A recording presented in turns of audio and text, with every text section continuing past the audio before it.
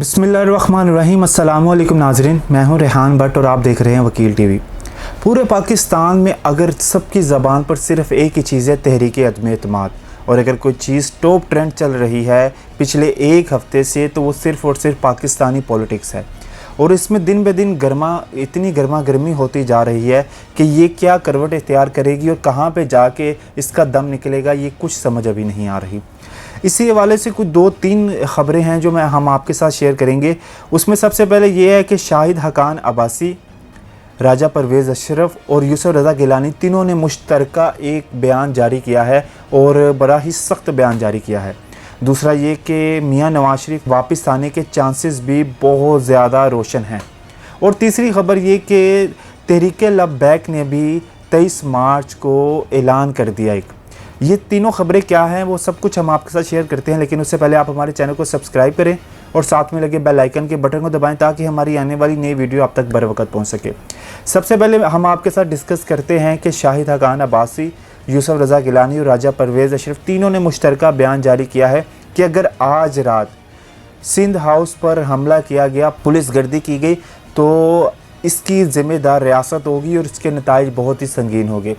Recently जो parliament lodges पर police गर्दी हुई थी, पुलिस ने जो हमला किया था, पुलिस ने जो वहाँ पे अपना जो ऑपरेशन किया था जिसमें जमीयत उलमा इस्लाम के सलाहुद्दीन अयूबी थे और MNA पर तशद्दुद किया था, वहाँ पे लोगों पर अपोजिशन की पार्टीज़ के बंदों को मारा गया था, उनको बड़ी बेदर्दी से वहाँ से उनको जलील करके रुस्वा करके वहाँ से गिरफ़्तार किया गया था। वो मामला अभी तूल पकड़ ही रहा था कि रात को ये इस्लामाबाद में एक खलबली से मच गई थी उस दिन, और जिसके बाद मौलाना फजलुर रहमान साहब ने भी गिरफ़्तारी के अपने ऐलान कर दिया था कि मैं गिरफ़्तारी देने जा रहा हूँ, मुझे गिरफ़्तार कर लो। अब उसके बाद जो आज की सिचुएशन है, आज की रात भी कुछ बहुत ख़तरनाक कही जा रही है। उसकी वजह यह है कि सियासत में एक दूसरे को मारना, पीटना और एक दूसरे के ऊपर इल्ज़ामात लगाना बहुत आम है पाकिस्तानी पॉलिटिक्स में। और ख़ास तौर पर जिस तरह से धमकियाँ PTI देती है अपने ओपोजिशन को, अब ओपोजिशन भी रिप्लाई में वैसे ही ज़बान इस्तेमाल कर रही है, क्योंकि आपको पता है 12 दफ़ा कहा जाता है कि तहरीक अदम एतमाद की जो 27 मार्च को जो वोटिंग होनी है उस पर PTI के जो वज़ीर दाखिला है, इंटीरियर मिनिस्टर हैं शेख रशीद साहब, उनकी ज़बान तो ऐसे लगता है जैसे अपनी है ही नहीं। वो उनके मुंह में जो आता है वो बोल देते हैं। उन्होंने कहा कि तुम आओ और यहाँ से ज़िंदा बच के चले जाओ, सवाल ही पैदा नहीं होता। अब ओपोजिशन ने कहा है अगर आज तुम हमें गिरफ़्तार करोगे या हम पर तशद्दुद करोगे या हमारे किसी भी पार्टी के बंदे पर तशद्दुद करोगे तो इसके नताइज बहुत संगीन होंगे और हुकूमत याद रखेगी इसके नताइज। उनका कहना है कि 172 जो अरकान हैं पार्लियामेंट के, जो इत्तेहादी हैं, वो अब एक एक करके हमारे पास आए हैं। अब इनके पास कोई भी नहीं है और उनको अगवा करने की भी कोशिश की जा रही है। नहीं छोड़ूंगा कहने वाले को एक एक करके सब छोड़ के जा रहे हैं। उसकी वजह उनकी कारकर्दगी, इमरान खान साहब की, उनकी बैड गवर्नेंस, उनकी ज़बान, उनकी काबीना, उनके जो पार्टी के बंदे हैं जो भी उनके साथ अटैच है, चाहे वो काबीना से हैं, चाहे वो उनके दोस्त हैं, चाहे वो जो भी हैं, उनकी गंदी ज़बान और उनकी जाहलियत इन्हें ले ही डूबी आखिरकार। और ये एक एक करके अब ये मामला उनके हाथ से निकलता जा रहा है।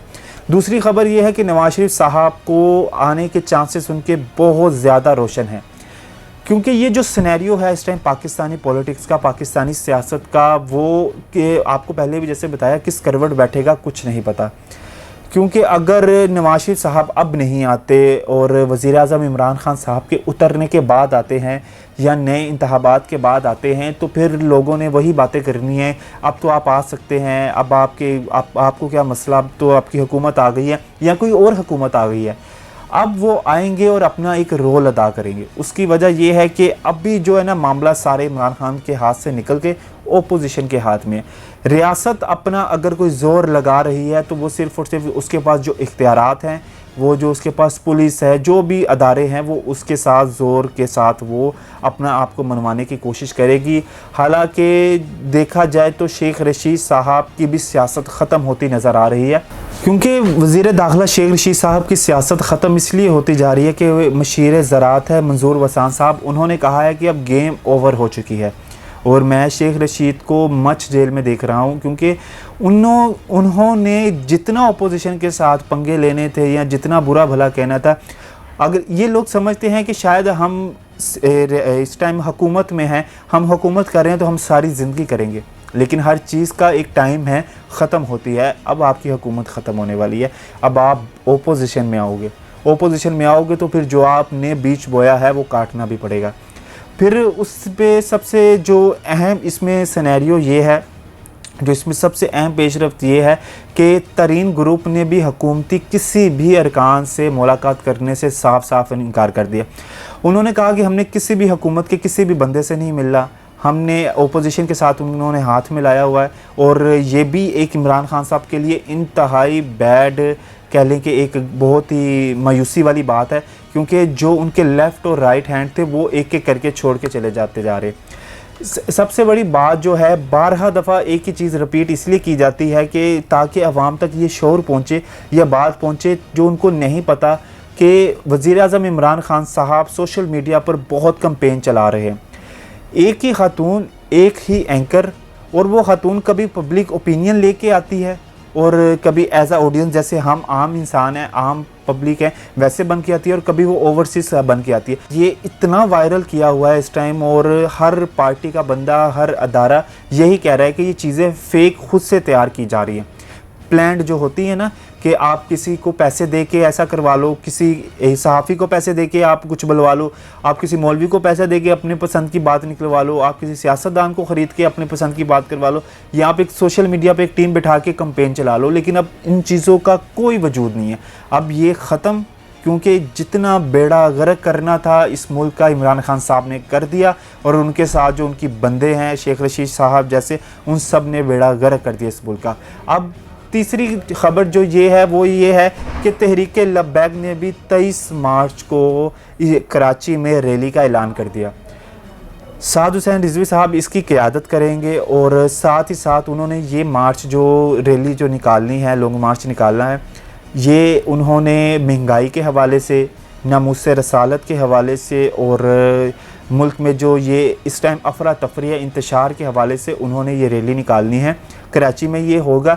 और उन्होंने भी, जैसा कल उनके बड़े एक सख्त बयान आए थे, करारे जवाब आए थे साद हुसैन रिजवी साहब के, कि जो जिस तरह की बदमाशी की जा रही है, हुकूमत कर रही है, अगर वो ये समझती है कि वो इस तरह की बदमाशी करके या अपने इख्तियारात का नाजायज़ फ़ायदा उठा के वो अपनी अब हर बात मनवा लेगी, तो वो वक्त चला गया, वो टाइम चला गया। क्योंकि इस्टेब्लिशमेंट इस टाइम न्यूट्रल है। वज़ीर-ए-आज़म इमरान खान साहब इस टाइम अकेले इसलिए हैं क्योंकि वो जो भी उनके साथ उनका साथ निभाना चाहता है, या वो जो भी वादे करते हैं वो उसको निभा नहीं पाते और बिल्कुल उसके अगेंस्ट चले जाते हैं, और फिर आके ऐसी बरके मारना और ऐसी अजीब सी बातें करना, जलसों पे खड़े होकर, प्रेस कॉन्फ्रेंस पे या कौम से खिताब करते हुए ऐसी बातें करना कि जो समझ नहीं आती कि ये वज़ीर-ए-आज़म है या ओपोजिशन में है या कोई गुंडा है या क्या है, वो आज तक समझ नहीं आई। तहरीक लब्बैक का भी यही मौक़िफ़ है कि आपने जो वादे किए उसको निभाओ। और साद हुसैन रिजवी साहब अब 23 मार्च को कराची से रैली निकालेंगे, और ये अब उनके क्या उस टाइम बयानात होंगे, उनकी क्या उस टाइम एक मौक़िफ़ होगा, वो उसी टाइम पता चलेगा। क्योंकि अब तहरीक लब्बैक भी पीछे नहीं हटेगी और वो भी अपना भरपूर किरदार अदा करेगी। और हम चाहते भी ये हैं कि और जैसे सियासी जमातें हैं, साथ साथ मजहबी जमातें भी अब अपना किरदार अदा करें, और अब इन मामलात को हैंडल करने के लिए, इन मामलात को अच्छे तरीके से हैंडल करने के लिए वो भी अपना अपना हिस्सा और अपना अपना किरदार उसमें अदा करें। उम्मीद करते हैं कि ये जो आज का जो ये रात है, आज ये पुरअमन तरीके से गुजरे और कोई भी ऐसा इंतशार और कोई ऐसा अफरा तफरी का निज़ाम ना हो, क्योंकि मुल्क के पाकिस्तान का नुकसान हमारा नुकसान, आपका नुकसान। कोई भी इस तरह की अफरा तफरी होती है तो एक बैड इंप्रेशन पड़ता है पूरी दुनिया में। और वैसे ही हमारे यहाँ पे गुर्बत, महंगाई, हर चीज़ बहुत है, और उस पर सोने पे सुहागा ये कि इस तरह के मामलात मज़ीद मुल्क की मईशत का पहिया जाम कर देते हैं। क्योंकि जब आपके मुल्क में अफरा तफरी होगी तो जो आपके ऊपर वाले मामलात हैं वो डिस्टर्ब ज़रूर होंगे, और वही होते आ रहे हैं। इमरान खान साहब जब नवाज शरीफ की हुकूमत थी तब वो 128 दिन के लिए बैठ गए इस्लामाबाद और पहिया जाम कर दिया, ठीक है। हुकूमत में आए तो उन्होंने मईशत के अलावा और मईशत को नहीं उन्होंने देखना, महंगाई को नहीं देखना, कोई चीज़ को नहीं उन्होंने देखना। उन्होंने ओपोजिशन के अलावा किसी चीज़ की तरफ ध्यान नहीं था। और यही सारे 3 साल इन्होंने बेड़ा गर्क किया। और हम उम्मीद करते हैं कि अब अल्लाह हमें इन चीज़ों से बचाए और हमारे मुल्क पाकिस्तान की खैर करे और मुल्क पाकिस्तान में बसने वालों की खैर करे। इंशाल्लाह आपसे बहुत जल्द दोबारा मुलाकात होगी। खुदा हाफिज़।